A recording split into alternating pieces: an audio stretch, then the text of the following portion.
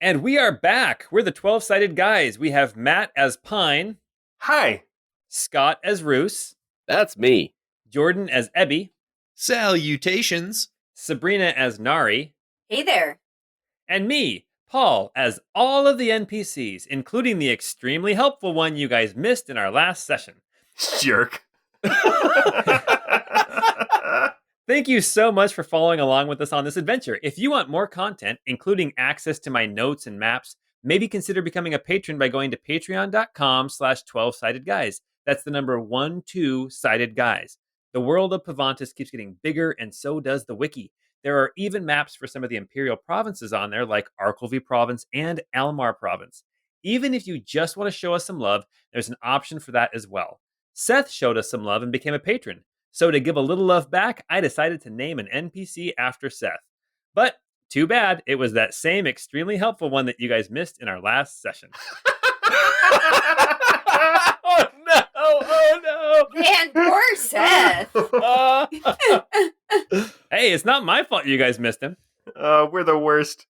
Anyway, if your first foray into battling with cards wasn't Magic the Gathering, Pokemon, or Yu-Gi-Oh, but instead involved a guy named Rooks and an elf named Darwin, then this podcast is for you. It's the Crystal Codex, episode 15.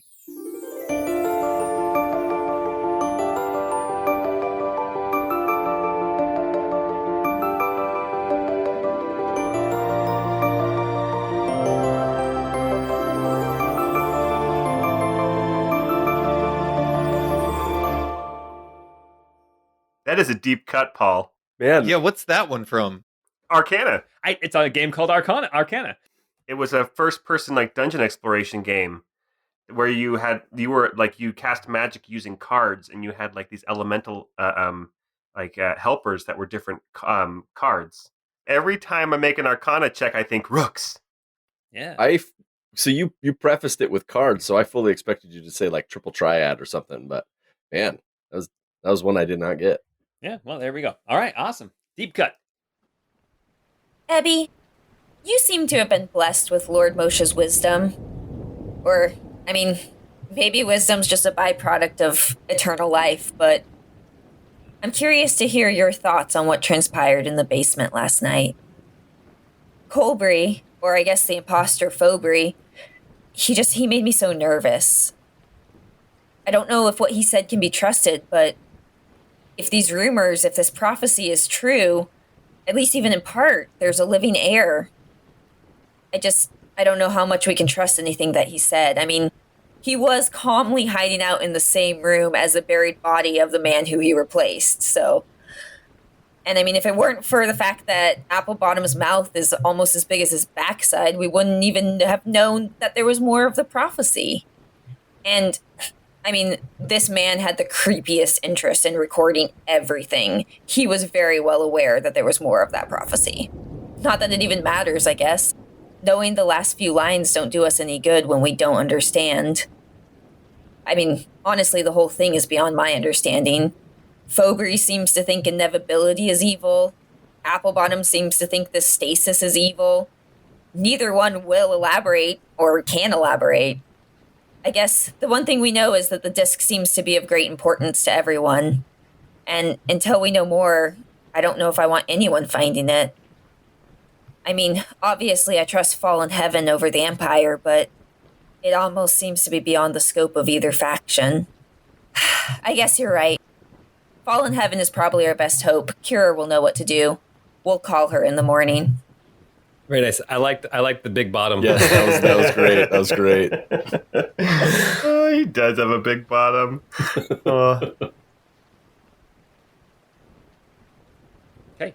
You guys are on a ship. It is the evening after you left the mayor's retreat, her home. And you have been sailing now for probably 4 or 5 hours. Braff is quite adept at handling this little boat, tying off things when it's needed. A couple times the wind dies and you have to pull out a couple oars just to kind of keep things going. But for the most part, it's been powered by the wind. The rain is pouring down, though. It is very uncomfortable. There's no place to get out of the rain except for under cloaks or blankets, and that's where we are. So, why don't you guys? I'm picturing Braff as Zach Braff from Scrubs, and so Pine's gonna ask him. He's like, "Is it hard being so far away from your chocolate bear?" You know what? You can picture him as Zach Braff. That is 100% fine, but his hair is red, and he's got little fox ears on the top of his head instead of human ears. But other than that, yeah, sure. Zach Braff. Cool. Zach Braff, early Scrubs years. I don't know what he looks like anymore. Nari is definitely going to be throwing up over the side of the ship. She has never been on a boat before, and she is not a fan. Why don't you make a Constitution save, actually? Or a Constitution save. Let's just see how you handle it. Oh my god, I got a nat 1 again. What is wrong with me? Oh, jeez. Oh, man, yes, it is all coming up. In fact, you guys have this egg. Now you don't have any way to cook it because you're on a boat. But just the idea, like you make them hide the egg away because even looking at anything that's food just makes you heave over the side. So yeah, Nari, we'll say you are sick. Golly, what should there be a punishment for that? What? Well, as soon as Pine sees that Nari is sick, he's gonna go put his hand on your back and kind of rub like the top of your back and your shoulder blades and say, "There, it's okay. You'll feel better soon." And I'm gonna go ahead and use 5 of my commander's morale to heal disease or poison. Okay, so Nari, we'll say that your stomach eases up. You're not throwing up anymore. You still don't like the ship, but you don't feel that same sickness that you were feeling before. Oh, well, thank you. I feel so much better. Oh my god, this is a barbaric way to travel, to be honest. Honestly, if it weren't so rainy, it'd actually be quite pleasant. But we can't really see much, and I'm wet. Nari snorts loudly. Speak for yourself there, Pine. I'm a little bit unsettled by this whole prospect as well, Nari. I mean, it's nice and all, but it's not lost on me that if I were to fall off of this, I would sink to the bottom of whatever it is we're floating on. Oh god, I didn't even think about that. Oh, Ebby. But Ebby, do you breathe? No. Well, So okay. it's not the worst thing in the world, but it doesn't seem pleasant. Rust would be a concern, possibly, but I think you'd be okay. So, in the event that we need an anchor, we just tie a rope around you? Yes, I guess so. For the good of the group. I'm just teasing you, Abby. I won't push you overboard. So I'm remembering the conversations we had in the last session, and Pine came away from those conversations very frustrated. I think we need to be on our guard, even more so than normal. It seems that we carry something that is being sought after by multiple factions for who knows what. I fear we're losing sight of the goal, which is death to the Empire and all that. Look, that might be your goal. I'm just here until we can get rid of Ramsey and find out exactly where this heir is. If there's a prophecy about it, like I'm not a religious person, but there's a good likelihood that there actually is an heir. And then what will you do with the heir? Well, my plan is to take him back to my boss, Teagish. And that's it? That's your only plan? It seems like this is a little bit bigger than that. I can't imagine your sister would agree with that. Look, I don't want to give the wrong impression about what I'm doing here. I work for Howling Talon. I have a job that I'm doing. I appreciate the company, and I find myself enjoying our chatter, but I am still a member of Howling Talon, and that's not going to change. Well, I appreciate the honesty. I guess it seems like this is a little bit bigger than maybe what we thought. Well, what would you have me do? I can't do anything with this pizza shield.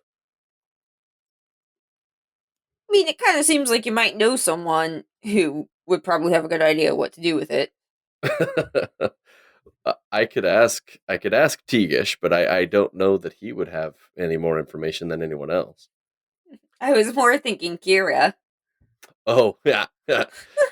Kira, sorry. Hey, wait, real quick. Keep your conversation going, but Ebby, when you're standing kind of listening in a little bit when Nari says that Roos knows somebody who might know what to do with it. You feel a little kick on your leg, and when you look down, it is Chancellor Ramsey.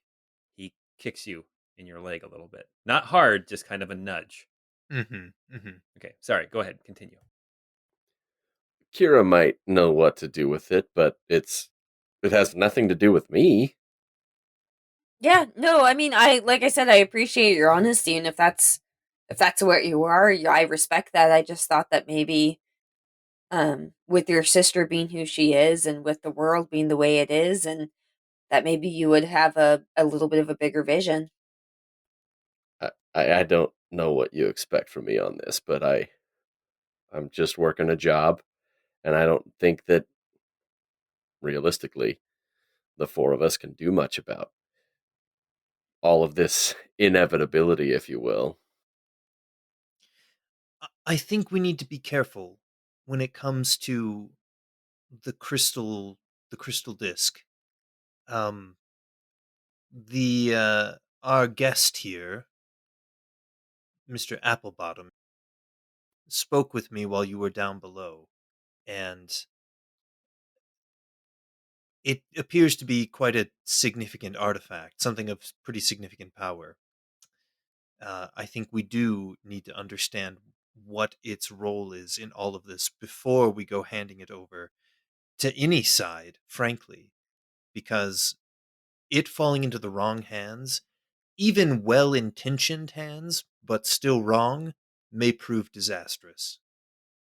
Ebby speaks wisdom once again. Roos, you say that you have no part of it, but if we're to believe Ramsey and Colbury, everybody will be impacted by this. This is something on a global scale.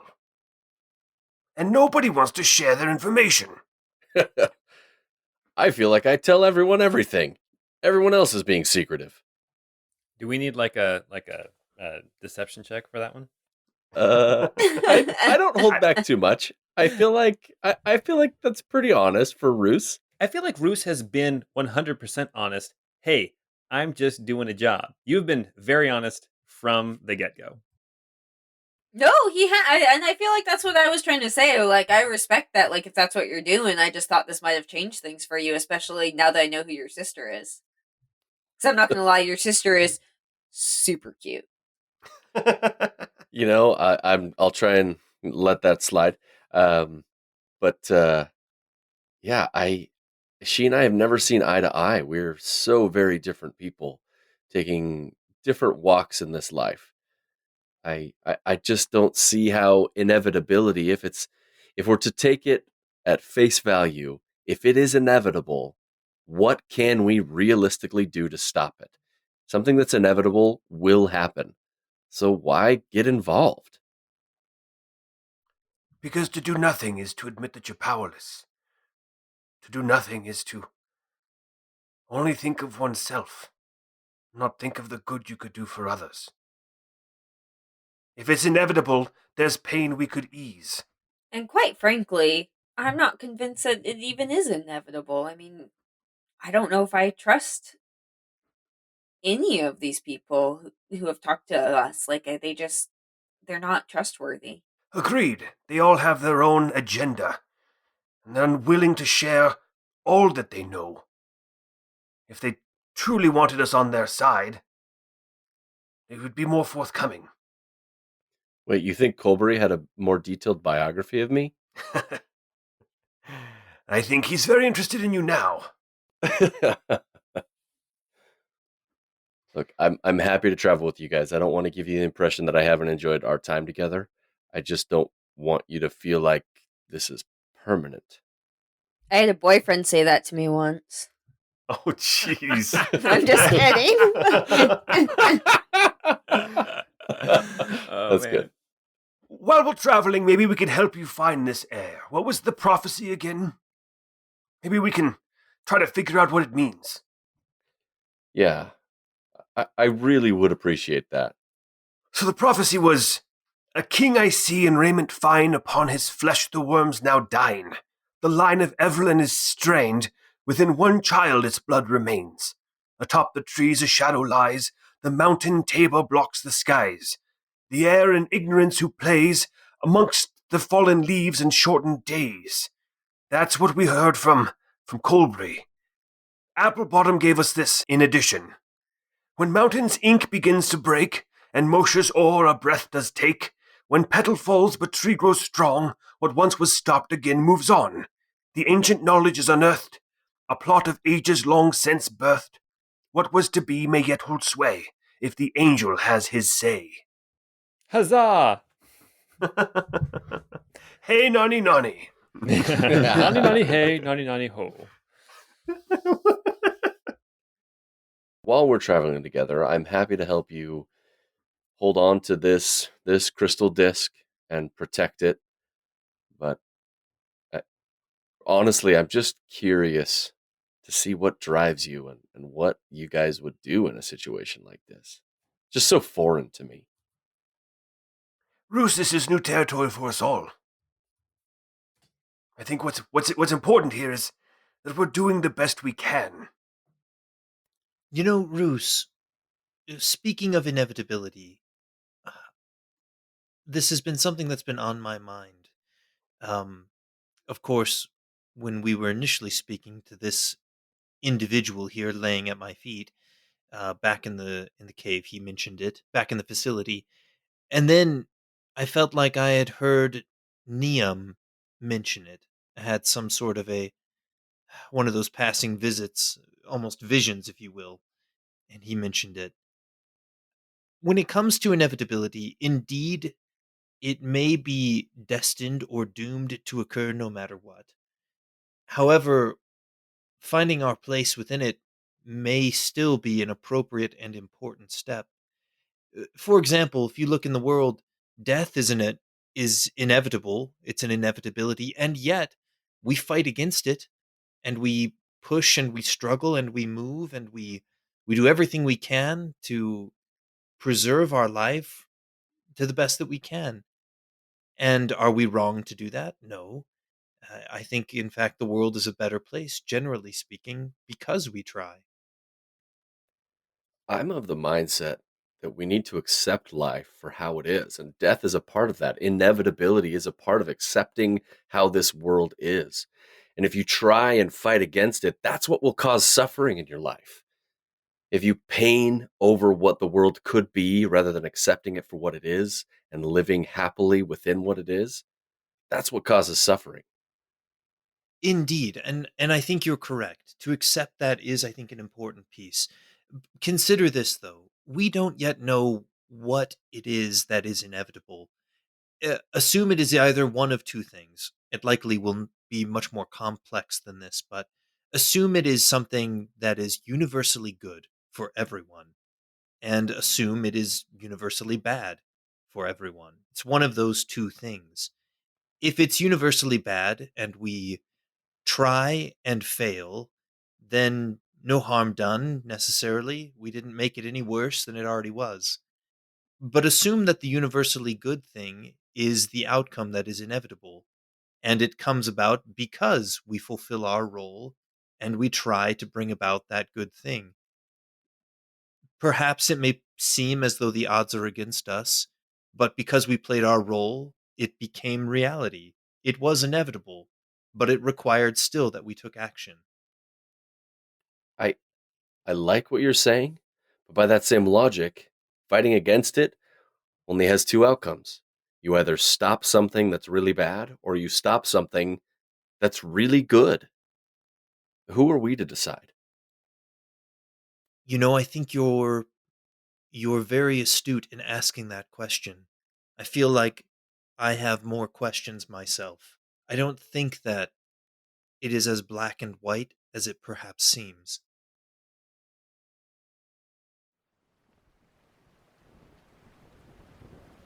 Ugh, this rain is terrible. You guys hear a as Chancellor Ramsey tries to get the gag out of his mouth again and cannot with a natural 2. Who are we to decide? That's exactly who we are. We have power. We have choices in this life. To say something's inevitable, to say something is completely out of our power is is to deny what little power we have, to change things for the better. We can't know the future. We can't know what could be if we do this or don't do that. All we know is what we seek to understand and then act on.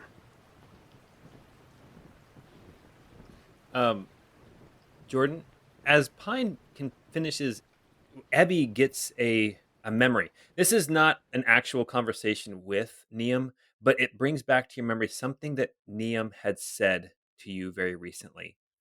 And it was a conversation that you overheard. And he said, as he's talking to somebody else, he says, "Well, if your only argument is inevitability, then I think my case has already been won.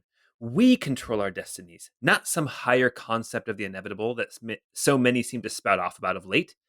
And then he says, "The alternative is to do nothing. And I cannot just sit by and do nothing. I can't." That conversation comes back to your brain. I think Ebby wants to kind of paraphrase that and explain that to the group. Okay. He'll set it up by saying, I had some sort of a recalled memory, if you will.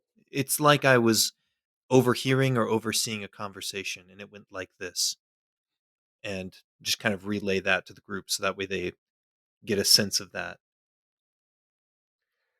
It sounds like that Neum is a very astute person as well. I think I'd get along with him.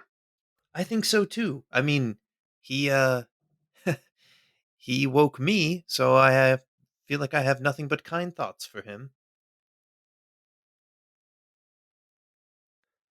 Or I guess I woke myself. I'm intrigued enough to follow with you guys for a time. We'll be glad to have the company, Roos. We do very much enjoy traveling with you. I think I can speak for all of us. The feeling is mutual. I really have only traveled with one other person before this, and you guys are much better company than Teagish. I'll just say that. Although you did stay in a lot nicer places with Teagish than you did with this group. Yes, this is true. And I think that's part of where Roos kind of gets his uppity. Did you ever take a Twilight River cruise with Teagish? No, I don't believe we did not. Unfortunately, we did travel to some interesting locales while he was training me, but he's not quite as hands-on a person as I am in the field. So it was mostly me doing the catching. A lot of the places you were at had nicer weather, though. Yes, this is true. Yes, Sabrina, I would like Nari to make a perception check as you're just kind of sitting on the boat, floating along. Go ahead and make just a perception check. Trying not to vomit. Yeah, exactly. All right, I rolled a 20. Nari, you, as Ebby mentions his conversation with Neum from the past, your mind goes back to something that happened to you recently, where you had that kind of that vision, that dream about your family up in the mountains, and you remember waking up, and you remember like a tingling in your arms that you felt, and so you just kind of rub your arms a little bit against the cold and the rain, and when you look down, you see that one of the bands around your arm, the tattoos, it actually has cracked and spiderwebbed. Like there's instead of it being a solid band, there's like lines of your skin tone showing through, but only one of the bands. And that's definitely new. Oh man. And just so you know, right after your vision when you had a terrible perception check, there you go. That's what you would have noticed right away. But you didn't. That tracks. All right. Well, that's gonna surprise me, and I'm already kind of feeling a bit nauseous. So I'm kind of just gonna stare at that and rub my eyes and make sure I'm not seeing things. And Yeah, why don't you make make just an intelligence check, not a save, just an intelligence check. I got a 16 on an intelligence check. Okay. Nari, you're fairly certain that that was one of the last tattoos that you got before you left the mountains. The one that has the cracking in it, the spider webbing in it. And I don't have any idea of what it might mean. The cracking and spiderwebbing. Yeah. No, but you know that tattooing is important in your culture, in your not just in the Stormfist kind of clan, but in all of the mountain clans. Tattooing is very important. When you ran into Dellen up in the Fallen Heaven hideout, that tall, thin, kind of pointed-eared, soft paw clan woman, she had tattoos different than yours, but she also had tattoos that help differentiate clans and things like that. So tattooing is very important in the mountain tribe cultures, and your tattoos specifically. I mean, you have other. Maybe I don't know if you have other tattoos, but a lot of your tattoos signify clan and family and that kind of thing. But tattooing is also a little bit of religious is the wrong word, but I guess religious would be the only way to put it. It's a kind of Ritualistic. Or spiritual. Spiritual. yeah, it's a spiritual ritualistic experience with your tribes, and in fact you're aware that there is even sometimes oracle is the wrong word because I already used that in a previous session, and this is a little different, but sometimes there is an old woman in your clan, and this is all not new to you. You're not just realizing this, but there's an old woman in your clan that she will tattoo people, not knowing what she's going to tattoo on them, and it will then become, a basically a tossing of the bones to read their future, right? And I don't know, has Nari ever had a tattoo from this woman? Do you think? Yeah, I think it probably would have been pretty standard for everyone to get a tattoo from her. Okay. Um, Yeah. Yeah. Yeah. So this spider webbing of tattoo, you have not heard of this before, but tattooing there is a ritual, a spiritual aspect to the tattoos of your clan. So probably means something. yeah, no, I'm stressing, but I'm also Okay. stressing about being on this boat, so I'm just kind of pitting out right now. Nice. Pine will go over to Nari and kind of put his hand on the back of her shoulder, on her back against. Are you feeling okay? Are you feeling? Oh my goodness, you are so sweaty.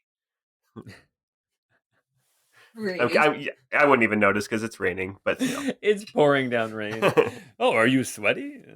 before we continue on, though, Pine is going to look over at Zach Braff over there piloting the ship and say, And you, what do you think about inevitability? Me, I don't know. I guess I always just assumed I got to make my own choices. That's good. That's right. Anyway, what? No, anyway, actually, I want to do, if it's cool. actually make a perception check. Just real quick, make an insight check on it. Yeah. Okay. Thank you. Insight check. All right. I rolled a nat 20 for a 20. Oh, he is trying very hard to look like he is not listening to anything you're saying. Okay. Because what I was about to say is this Colbury in disguise? You get okay with your insight check of your natural 20. I will say this is not Colbury in disguise. Okay. All right. But he still could be a spy. With your natural 20, he feels nervous.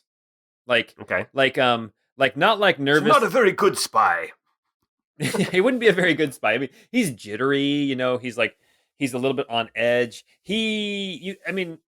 I'm not going to tell you what you feel or how you take it, but it would not be surprising that he knows that your guys' visit to the mayor's retreat did not end well, and you are now on a ship. He's now on a ship with you, taking you where you guys want to go. So it's kind of a little bit of a uneasy position for him to be in right now. Okay. So Pine, kind of changing the topic because Pine doesn't like being listened to. I mean, we're already really listened to by Applebottom.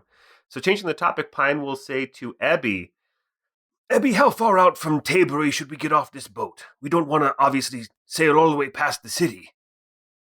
An excellent question. We're about... How far out are we, Paul? If you guys keep sailing, you guys can probably get to Tabury sometime tomorrow morning. A couple things to be aware of. There is a ferry that goes across the river, but they drop the chain when ships come by, right? because there's a chain that goes across the river. And so the people who watch the ferry, they drop the chain down into the water and then they raise it back up taut after a ship goes by. Um, Other than that, I mean, that's really what you know. Now our ultimate objective. We're trying to get to. Is it the lake? Yeah, it's Westfell Lake. So the river that you're on, about a day's walk along the road um, to kind of the southeast of Tabury is the north bank of Westfell Lake. Got it. Yes. If you continue following the river, it will eventually lead all the way out to the Sapphire Sea. But the river does not lead to the lake?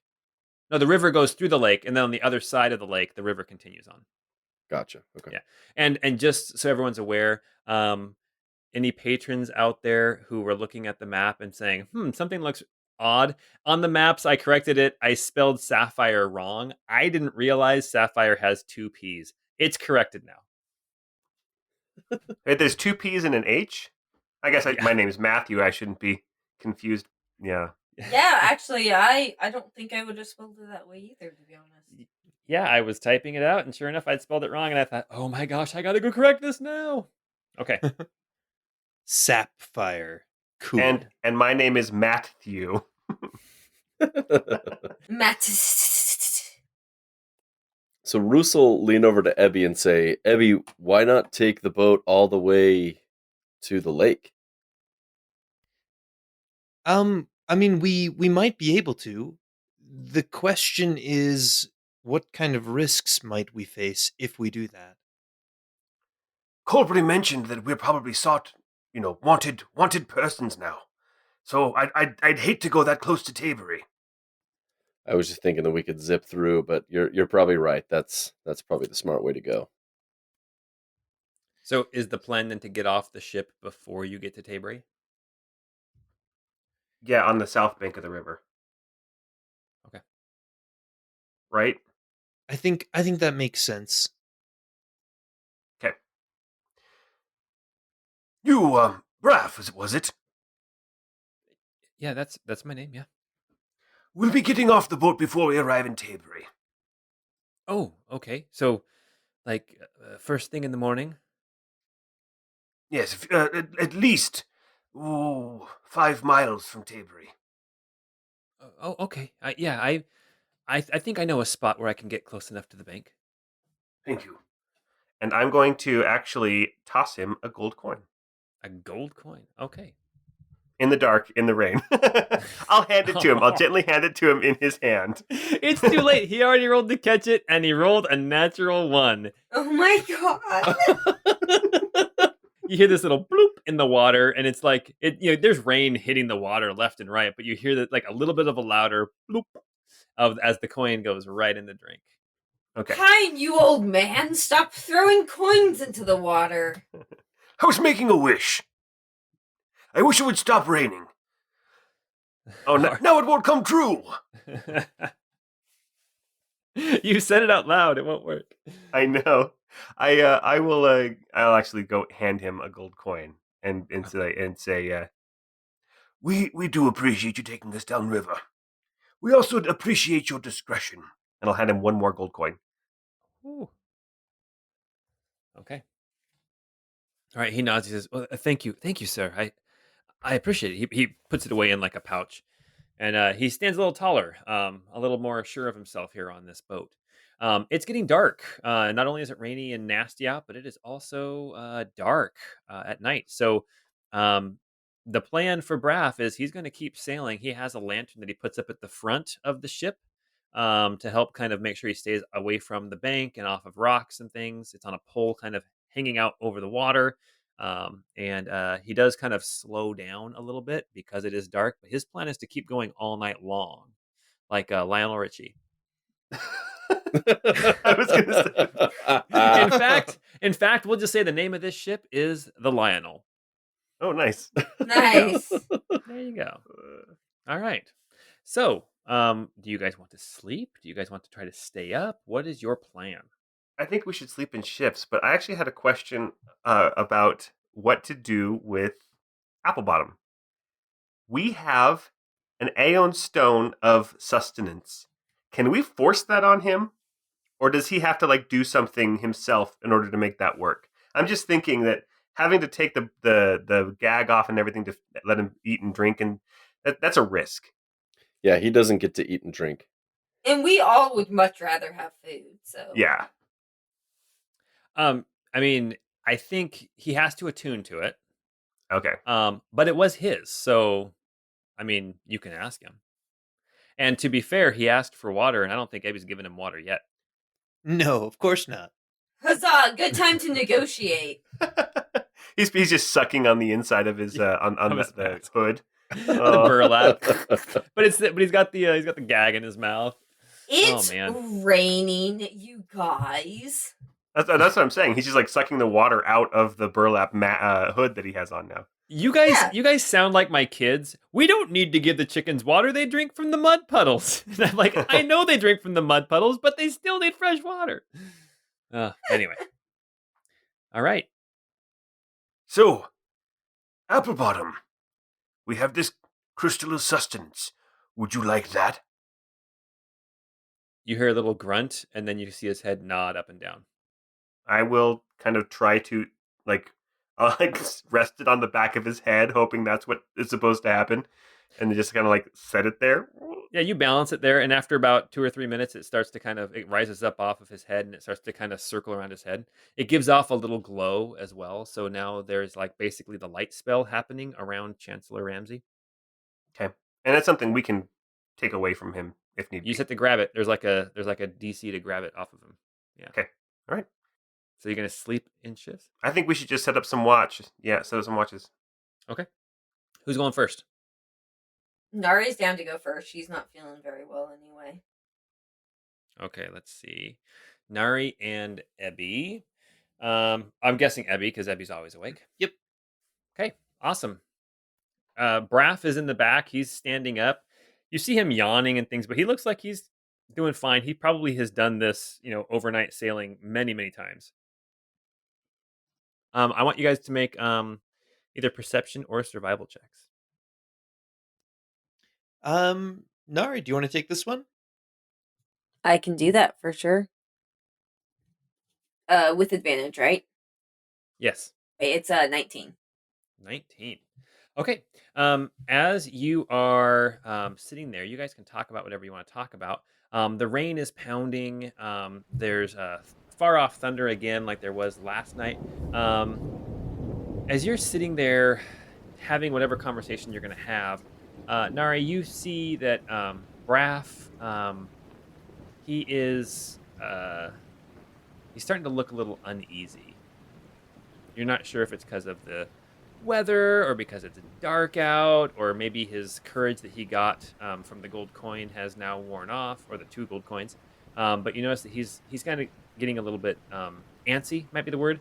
It very well could just be the weather and the nastiness. But you and Ebby are keeping watch. I'll ask him if he's doing okay, if he feels like he needs someone else to help him with the ship. He says, "Oh, do you know how to sail?" I mean, how difficult can it be? If you need some rest, I can certainly sit in the back like you're doing. Why don't you make a persuasion check? All right, I got a 3. He says, "Well, no offense, ma'am, but I did see you getting sick earlier. I think I'd rather keep hold of the tiller for the time being. But thank you for the offer." Ooh, well, what about me? I could take on the boat's triller, filler thing.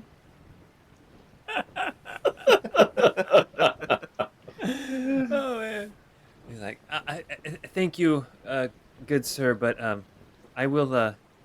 I'll be fine throughout the night. I've done this many, many times. Pine kind of rolls over and says, Geez, Ebby, it's called the tickler. How embarrassing! You should be embarrassed. Your face should be redder than a strawberry. That was also a Scrubs joke, because they were going to go to the library, and then they're like, "No, it's library," and then later the guy is like, "Your face is redder than a strawberry." Jeez. All right, Scrubs, great show. Let's move on. Did Ebby and Nari want to have any kind of conversation, or are we moving on to the next watch? I think we can move on to the next watch. Yeah, I think I'm good. Who's taking second watch? Pine will. All right. Yeah. So, I mean, Abby, if you want to do the perception for this one, or I could either way. Sure. I can give it a shot. Okay. And 17. Oh, did you want me to try with advantage? Yeah. Yeah, we'll say advantage. You guys both have night vision, so. Okay. 23. Ooh. Nice. All right. Pine, you and Ebby, you start your normal chit chat conversation. But you can see that something's off. Something is off. And so I'm just going to kind of explain what happens. As you guys are talking and looking around, the ship is kind of, you can see around the ship. You can even see like the kind of at this point, the ship is heading straight south, not so much. So we talk about the south bank and the north bank. At this point, the west bank curves, it'll curve into the south bank on the other by Tabery, right? So you can see the west bank. Pine, you glance over and you're pretty sure that you actually catch a quick glimpse of like the coloring of the aurora borealis running alongside the ship. Okay. Like Crumbles is still there. And as you're glancing that way towards the shore, Ebby, you are looking.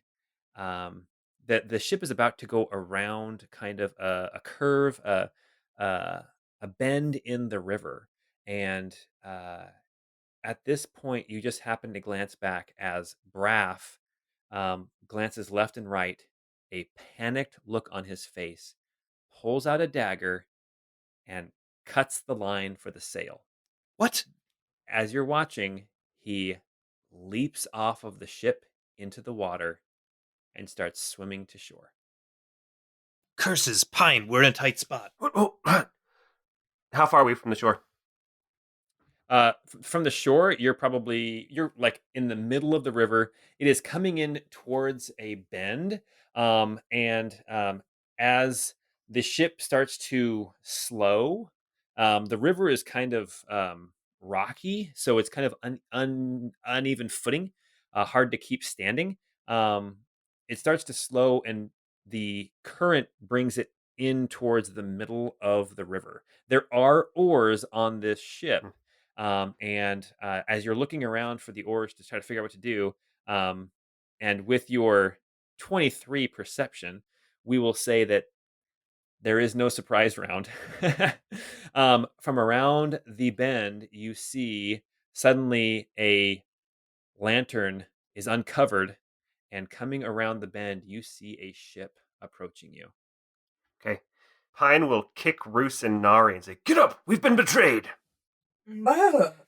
Okay, and what we're going to do is as the ship that you're on kind of founders in the water, or is it flounders? Flounders? Flounder's a fish and it lives in the water, so sure. It is definitely flounders. It flounders in the water. Okay, as it Well, that's the name of their ship. the name of your ship is the Lionel. No, I was saying the name of the enemy ship. Oh, the enemy ship. Okay, there we go. It's the flounder. So your ship, as it loses quote unquote control and drifts more towards the center of the river where the main current is currently, this other ship comes around the bend. As you see it, it is a little bit bigger than the ship that you are on. It still only has a single mast, but as you look, you see that it is crowded with what looks like soldiers, and it looks like even in the dim light, you see gray on coats and jackets. You see at the bow, at the fore of the ship, whatever you want to call it, you see there is a lantern at the front of that ship lighting their way, and you see 4 men at the front with bows and arrows ready to fire on you, and you see 3 other men in the back. One of them very well armored. And how wide is the river? At this point, the river is 90 yards across. So right now you're probably halfway. So it's 45 yards, which would be 135 feet to the shore. Okay. And the ship is coming towards you. We are going to roll initiative. All right, Nari rolled a 17.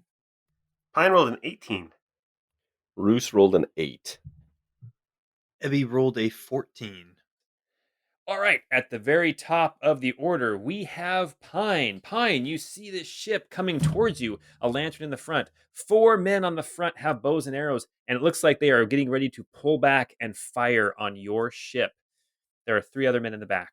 What is Pine going to do? It looks like at this point the ships are about 20 or 30 feet apart. Pine will, because there's distance here. Pine really, I just passed up buying a longbow from Gerard. I'm like, are you sure you don't want to get some javelins? Like, no, I have daggers. No, actually, what I'm going to do is for my bonus action, I'm going to go ahead and draw Koenig's Estoc, and I'm going to say, "Field Marshal, sir, I ask your aid," and I'm going to chuck it at the boat. Oh my gosh, I forgot about that. That's awesome. All right. So the archer on the very front, because I think it only can go out. How far away can I cast that? I can throw it 60 feet. 60 feet, and then I can move it 20 feet. So yeah, I'm gonna go ahead and toss it right next to the archer, the very front, kind of by the front archer and one of the other archers, and then I rolled a critical hit. Oh my gosh, which one are you So I attacking? rolled a nat 20. The one in the front. Okay. And then on the bow, and so that is 14 force damage from Koenig's Estoc. Oh my gosh.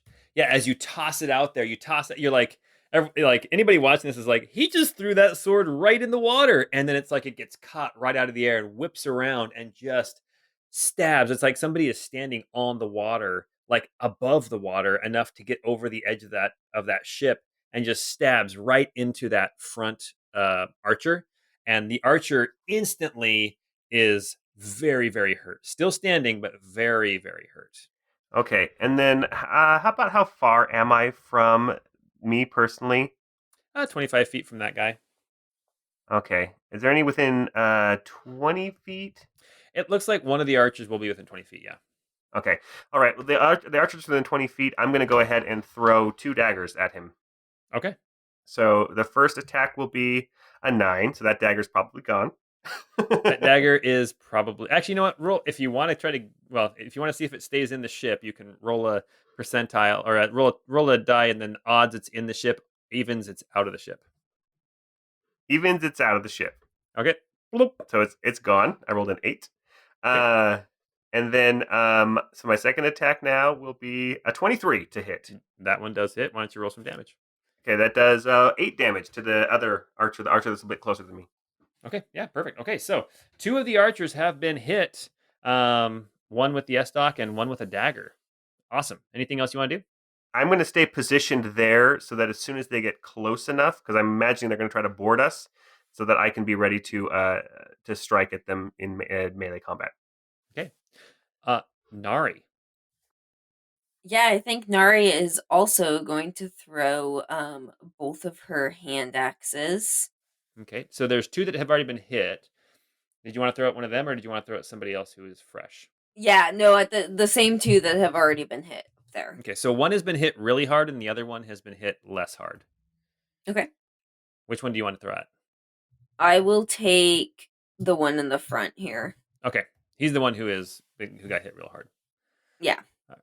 Okay, so what was your first throw? 18 to hit. Okay, that does hit. So go ahead and roll damage for that one. All right, 6 damage. All right. That archer falls off the front of the ship into the water. Okay, so your second axe you can throw at somebody else. All right, and then I will also hit the other guy who is injured, and Okay. that's 13 to hit.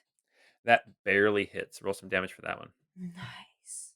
8 damage. Oh my gosh. Barely enough, and just like that, 2 of the archers are down and in the drink. Is anything else you want to do, Nari? Nope. All right, Ebby, you're up.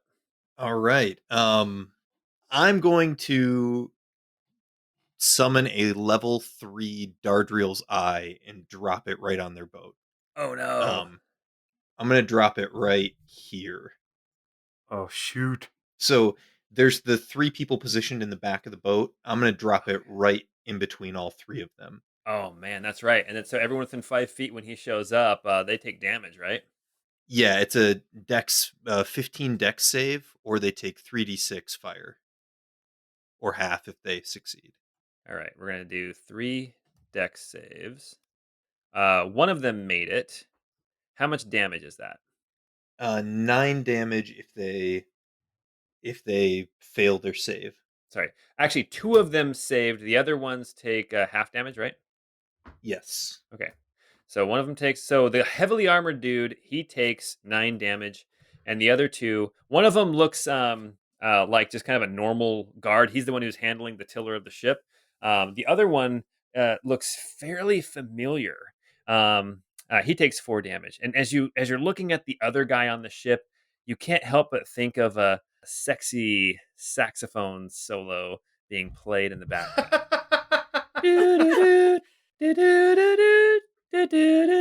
I often can't help but think about that. All right. Nice. And then for bonus action, I'm calling out my sexy unicorn then to combat the sexy saxophone that's happening. Oh man, this just doesn't. This could not get better. All right. And we're gonna put it right here so it just kind of emanates from our ship. Okay, so there's a sexy unicorn on your ship, catching all of you in its aura.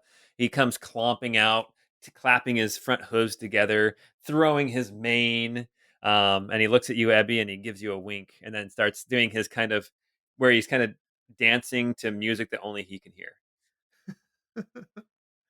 Always I want to be with you and make believe with you. Live in harmony, harmony.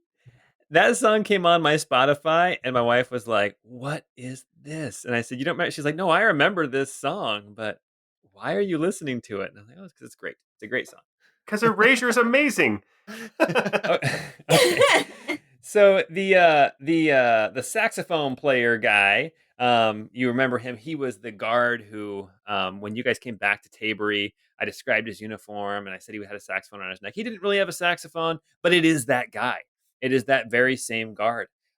He moves along the ship a little bit to get closer, and he is going to pull out a javelin and he's going to try to throw it at Pine. Let's see if he can hit you, Pine.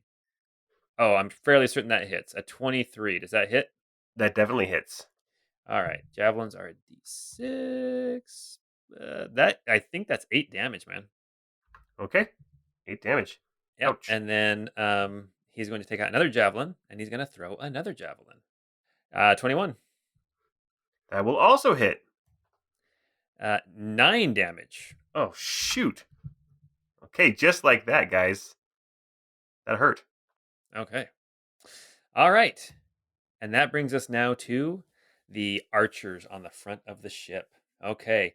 They each get 2 shots. So they are going to shoot at the first one is going to take his 2 shots at Nari. The second one is going to take his 2 shots at Ebby. So Nari, 2 shots coming your way.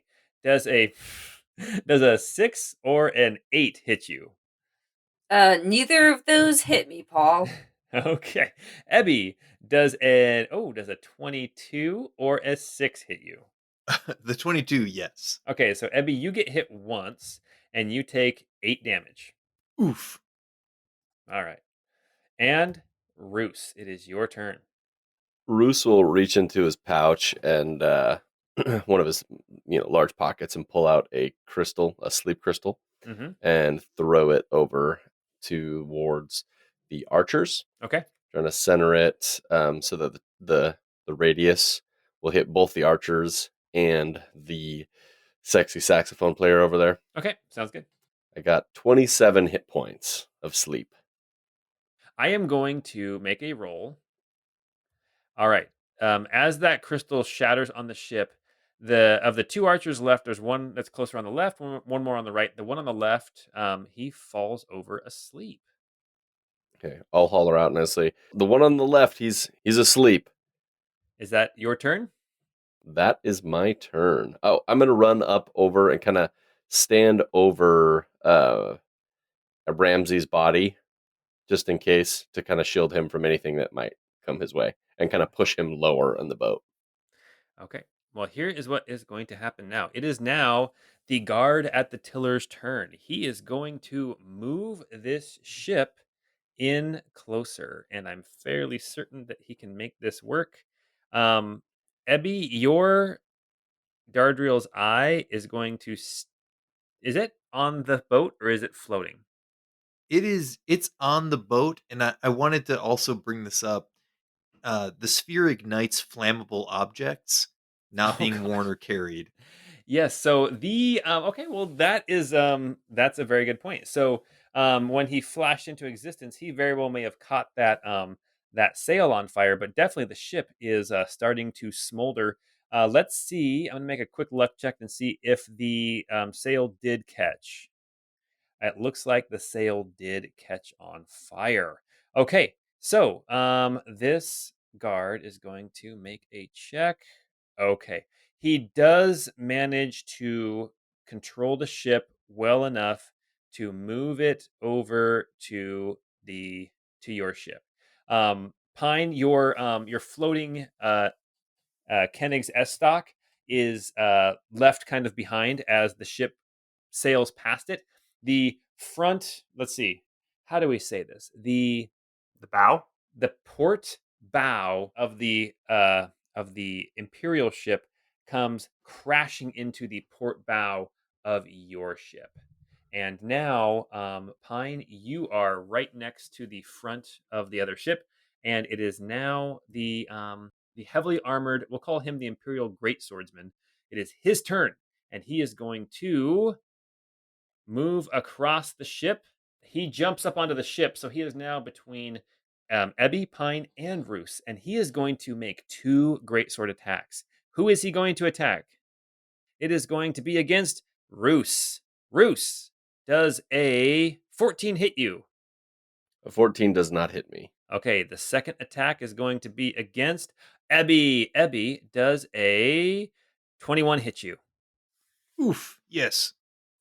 That is 5 damage, the least amount of damage this guy can do with a greatsword. Oh, All right. man. I'd almost feel bad for you, but... All right, Pine, it is your turn. Sweet. Okay. Well, Pine then is going to, with this heavily armored greatsword Imperial soldier in front of him, Pine's going to go ahead and take both of his attacks against that guy. So fantastic. I will... first attack is a 13, which I imagine misses. Actually, wait, no. It is a 23. Does that hit? That does hit. Okay. Did you see how I didn't say anything? Thank you. So You're that's welcome. 13 piercing damage. Okay. Plus 3d8 of Swordmaster's Fury. Oh, man. So that's another 20 damage on top of that. So that's 33 damage. Oh, my gosh. How much more damage was that? 20? Yeah. So a total of 33. Uh-huh. Oh, my gosh. Okay. Okay, there's your first attack. That's my first attack. My second attack is going to be 15. Now, that'll miss. Okay, that does miss. I'm pretty sure. And then for my bonus action, I'm going to go ahead and bring Koenig's S-Talk into the fight again. So 20 feet. It's going to come after the tiller, the guy at the tiller. Okay. So the attack roll will be... does a 14 hit the guy at the tiller? No, it does not. Dang it. Okay. All right. That's my turn. Okay. All right. And next it is Nari. Okay, can I get up here in this business, or You can is jump it onto a the little front too- of the you can jump onto the front of the other ship. That's not a problem.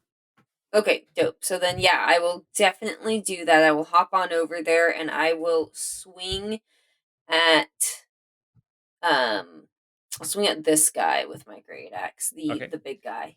You're gonna swing at the heavily armored great swordsman. Yes. Okay, make your attack. Okay, 19 to hit. That does hit. Nice. Okay.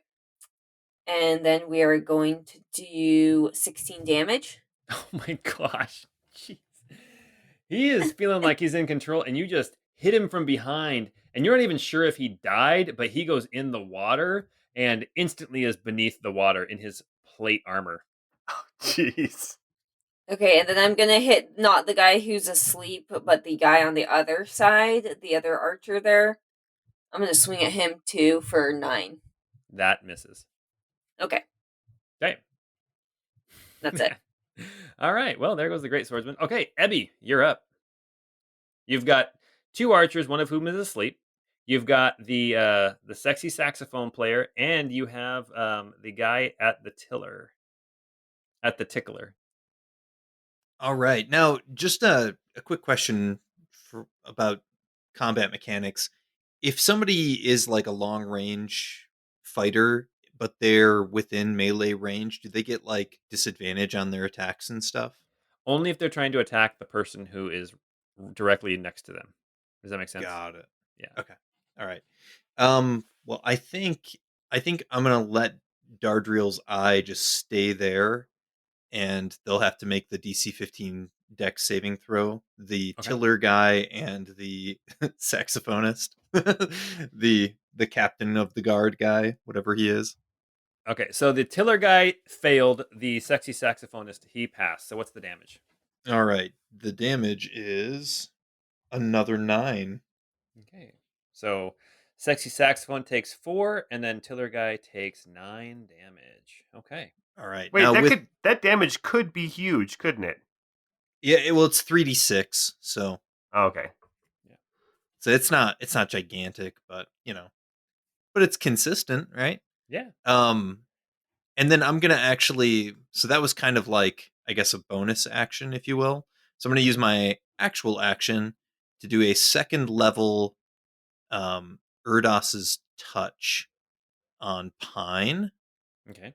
to heal Pine for 13, and then all of us get +5. So Pine gets an additional +5. Bless you, Ebby.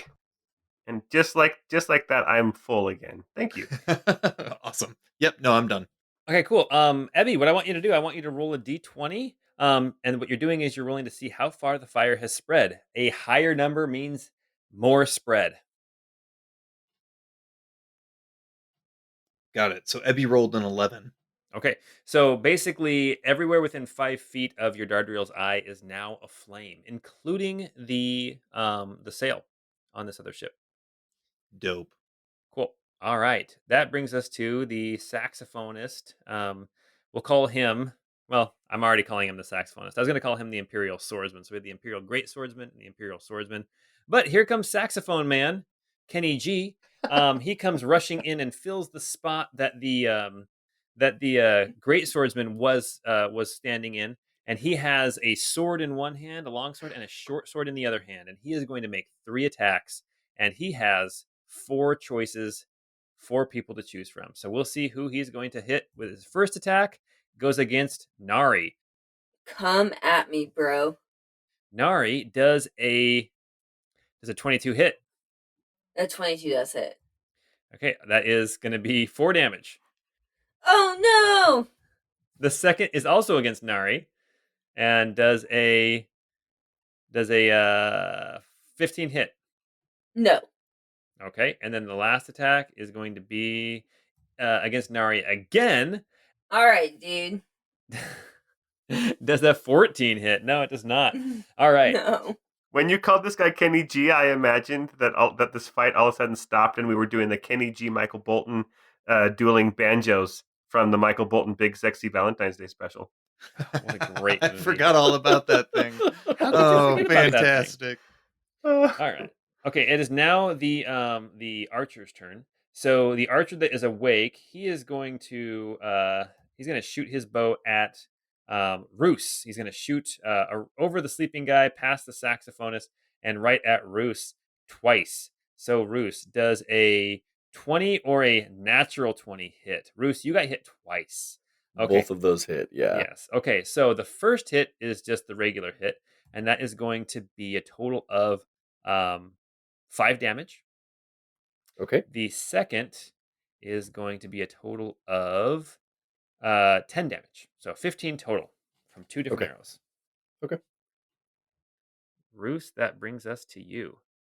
So Roos will have his short sword and dagger out, and he'll take a couple of strikes at Kenny G there in front of him. Okay. The first one with his short sword is a 20 to hit. That does hit. Looks like he's wearing like splint armor. Okay. So I rolled 9 piercing damage and then 13 precision damage for a total of 22. Oh my gosh. That's right, level 5. Okay. I'll remember that for next time. All right. And then with his offhand, rolled a 15 to hit. That does not hit. That's all I got. Is the saxophonist still up? The saxophone? Oh, yeah, the saxophonist is still up for sure. Yeah, he hasn't taken that much damage. He's made his saves. Last, we have the guy at the tiller. He has now crashed his ship into your ship.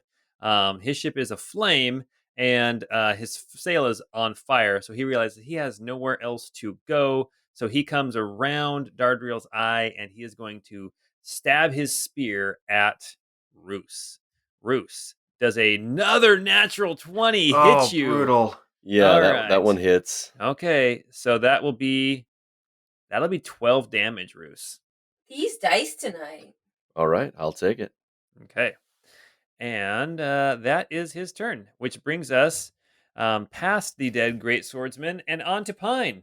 Well, maybe dead, maybe still drowning. Who knows? Okay, so seeing the other boat on fire and having our boat basically touching it, Pine is going to look around. Can he see the ore anywhere close? Make a quick perception check. Okay. Not a high difficulty. Oh yeah, does a natural 1, so a 4. Does that do it? It does not. In fact, it looks like it might be when Braff cut the line for the sail actually kind of fell into the bottom of the boat, and it's probably somewhere underneath that sail, totally hidden, and you're gonna have to move the sail to get to it. Okay, well then I'm just gonna do my attacks then against. I'll start with the saxophone swordsman. Okay, Okay, first attack. Does a 19 hit? it does hit. Right, that's 8 piercing, 8 damage. Okay, Okay, and then I'm gonna do a first level Swordmaster's Fury. okay. So that is an additional 3 damage. That's Alright. 11 total. Okay. Yeah, he's still standing. Yeah, I'll do my second attack. Does a 15 hit him? No, we've already No, it determined does that. not. Okay, well then my Kendrick's S-Stock will move in and also attack him. Okay. So let's roll for that. Does a 16 hit him? So close, but not quite. You see that it would have skewered one of the other soldiers, but this guy's got like splint mail on, and he stabs in. You see the blade stab in, and then it kind of just tings off to the side as it catches a plate that's in his splint mail. Okay, but at the end of my turn, Pine will say, We have to get out of here. These boats are going down. All right, Nari, you're up. Nari is going to take a stab at the saxophonist with her great axe Okay, with a 17 to hit. that does hit. Yeah. Okay. And then we're gonna do 15 damage. Oh my gosh. Jeez. Oh man, this guy is hurting so bad. All right, so I'm gonna come in again with another great axe swing for a 19 to hit. That hits. And then I got 12 damage. All right. This guy, I was gonna try to come up with like a careless whisper joke. well, he's never going to dance again. This guy's never gonna dance again. That was good. Oh man, that was so good, so good. Anyway, yeah, this guy's never gonna dance again as he falls into the boat, dead. In fact, he falls into the fire, and you see the flames starting to lick up around his armor. So, just to be clear, what's still going on in the other ship, the Imperial ship? There is a sleeping archer. There is still one archer standing, and there is basically a regular Imperial soldier, as well as a floating S-Talk and Dardriel's eye and fire. All right, that brings us to Ebby. Woohoo. Okay. I want to. I guess let's move Dardriel's eye. Can I move it to occupy near the same space as the S stock, like just underneath it? You sure can. Yeah, you're not going to damage the S stock. The S-Talk doesn't take up its space, I don't think. Okay, cool. Yeah, let's do that so that way we can hit all 3 of the remaining fighting people. So basically move Dardriel's eye right on top of the body of the guy that just fell over. Can we say that when Dardriel's eye kind of floats past the S stock, it's almost like there's an internal glow coming, and you can actually see more of the shape of what you assume is Field Marshal Koenig. You can actually see almost like an interior glow showing the edges of his jacket and his cape, and even a little bit of the shape of his head. It's like putting a light underneath like blown glass or something. You can see all Yeah. the bubbles and stuff. Oh, that's rad. I like that idea. Cool. So everybody has to do their DC 15 dex save. I'm guessing the sleeping guy, is that an automatic fail? That's an automatic fail, so he's not going to make it. Imperial Guard dude is going to fail, and then the archer is going to pass. Okay. 14 damage for those that fail, half if they passed. All right, so the Imperial Guard, the basic soldier, he falls into the water on fire, screaming, and then under the water and is gone. You now have 2 archers who are awake. All right. And then I'll use my actual action now to Okay. do Erdos's touch on Roos this time. Much appreciated. So 10 healing damage, and then everybody gets 5. Roos, you get an extra 5. And that brings us now to the archers. So we have the archer who just woke up. He is going to spend half of his movement to stand up. And he is going to shoot either at Ebby or Roos because they are not directly next to him like Pine and Nari are. And let's see, who is he going to shoot at? Odds and evens. He is going to shoot at Ebby. Ebby, 2 shots at you. The first shot is a 12, that misses. The second shot is a 8, that misses. He still has like the sleep dust in his eyes, right? From waking up. You know, he's got like the big old booger next to his eyeball. The second guy is going to shoot at either Pine, Ebby, or Roos. And we'll see. He's going to shoot at Pine. Pine, here you go. First shot. No, a 15 does not hit you. Nope. How about 23? That will, yes. Okay, you take 7 damage from a Okay. longbow. And that is their turn. Oh, Ebby, one more thing I want you to do. I want you to roll a flame spread. Last time I think you rolled an 11. If you roll above a 10, it's going to spread out 5 more feet. Another 11. Oh no. Okay, so the scouts are now standing in the fire. This ship is going up. Here's the problem. The ship, part of the ship that's on fire is part of the ship that is now touching your ship. So it's not catching your ship on fire yet, but there is a very real possibility of that happening. Bruce, it is your turn. Roos is gonna kind of stand up on the edge of the boat because he's right up on the bow, and he's gonna take 1 foot and kind of kick off the other boat and kind of push it away as best he can. Okay. Why don't you make a strength check? Can I do athletics? Yeah, I guess you can do athletics. Yeah, sure. Why not?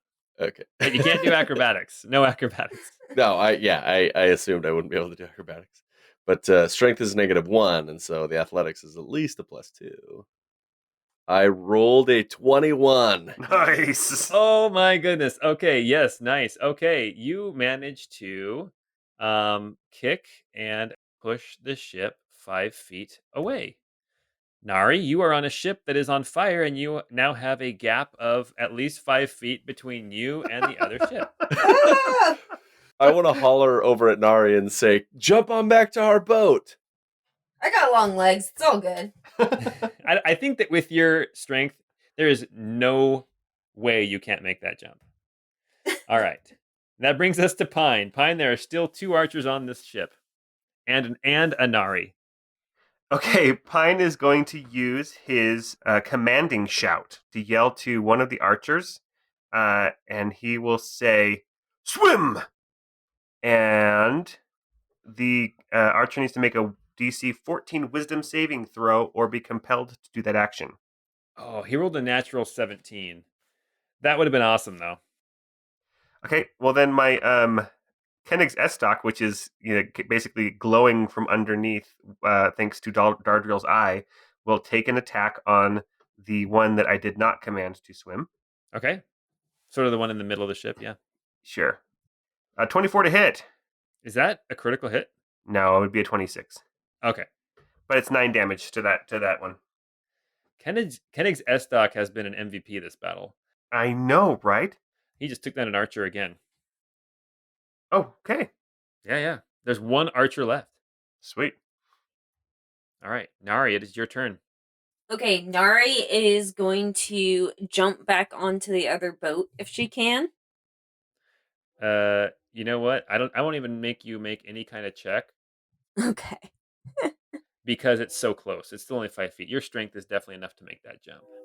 Yeah, she's gonna kind of just hop back.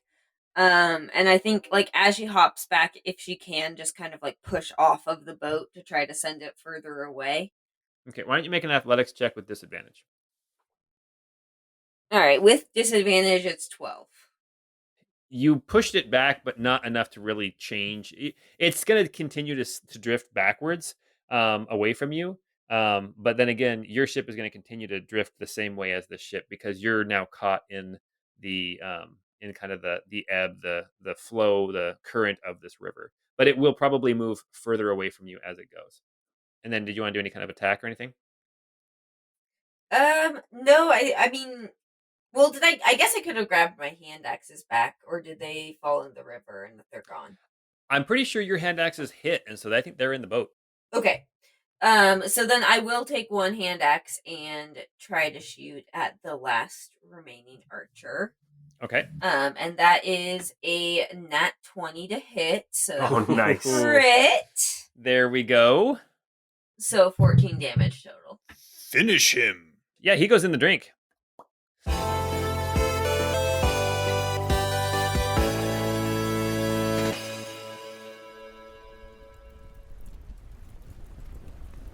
That ship that is on fire, with Dardriel's eye still kind of like, I imagine it kind of like smiling and bouncing up and down and, kind of catching things on fire and kind of really enjoying itself. It just continues to burn this ship. And you guys are on this other ship, which you currently have no control over. We are out of initiative. I just want to know what you guys are going to do here in the very near future. Pine will reclaim Koenig's S-Stock and then start digging around for oars. And our ship is not on fire. Like we're fine. Your ship did not catch on fire. Okay. You guys got through this battle probably as good as you could have. So I think Ebby is going to cease concentrating on Dardriel's eye, so that kind of stops. And I'm going to summon the apparition beast of Lord Moshe in its water form. What does that look like? So its beast form was kind of like this rock wolf thing, the Hound of Lady Valley. In this case, it's kind of materializes almost like a shark of some sort in the water, formed of kind of like water itself, but more substantive. It's got more substance to it, and I'm going to command it to push our boat to the shore. Oh, okay, yeah, push your boat to the shore. Okay, so it's made out of water, though? I was thinking of that it's kind of like an elemental type thing is Yeah, kind of how I envision it. So like water, but like a concentration of water. Right. So almost like you can there's just like a slight edge to it where you can see where the shark form is. And it starts to push against your ship. Do you know like what its strength is? It's actually an 18 strength. Oh my gosh. Why don't you just make a strength check or an athletics check, whichever's easier for this beast to do? We'll do strength because I've got that immediately available. So it did a 10 for strength. Okay. All right, you can feel it starting to push, but it's definitely going to. I mean, it'll go faster if you can get to the shore quicker if you get an oar out, which is what Pine is doing. Pine, after a while, you manage to get an oar out to help paddle. Roos, Nari, what are you guys doing? Bruce is checking on Applebottom to make sure that he's okay and nothing hit him. Yeah, you pat him down. It looks like he's none the worse for wear. Nari will, I think, just kind of be on the lookout to make sure there's not any other ships or she doesn't see any, like, lights on either side of the riverbank. Nothing suspicious. Okay. All right. So what I want to do, who is going to be using the oar? Pine, is that you? Yeah, Pine will use the oar. Okay, so Pine, why don't you make an athletics check with advantage because you're being helped by this watery beast? That's going to help us to determine how fast you're able to get to the shore. All right, so I rolled a 16 with advantage. Okay, so you start hauling on the ship, and the beast is pushing against it. And with a 16, you manage to get to the shore before it completes the turn. Because remember, this was kind of at a bend in the river, and you manage to beach the ship you're on fairly. Easily is the wrong word, but quickly, fairly quickly.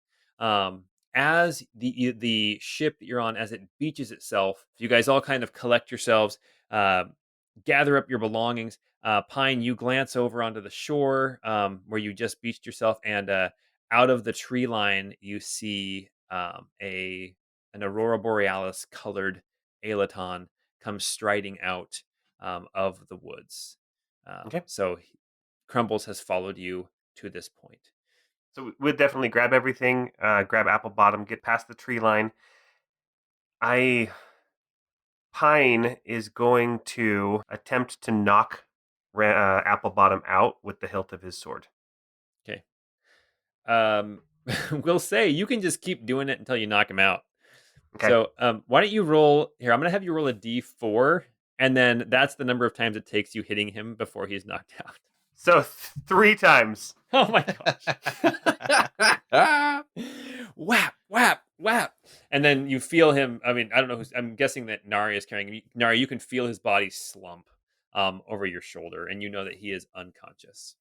Do you guys think we should shove the ship off and try and make it not look like so obvious that we landed here, since we're probably not going to use it again? Or I think that's a great idea. I mean, it's worthless now the ropes are cut. I can use my bonfire skill and we can set it ablaze. that might be a beacon if anyone's watching. There's already a beacon on the water. If we were to push it off into the water and light it on fire, maybe they would think that we've all gone down. Yeah, the other ship is definitely ablaze. Yeah. I think Ebby will use his create bonfire cantrip and set the boat ablaze, and then while he still has his apparition beast active, see if it can push the flaming boat, closer to the other one, so they both go down close together. Okay. Yeah, I mean, with you just go ahead and make a quick strength check just to see how effective that is. Come on, spirit beast. Another 10. All right, so the spirit beast is able to get the ship out into the water, and it's able to get it out back into the current. It keeps pushing and pushing and pushing until there's not enough of the ship left for it to push. They get fairly close, but not locked together or anything like that. Before the ships kind of break apart and start to sink. Cool.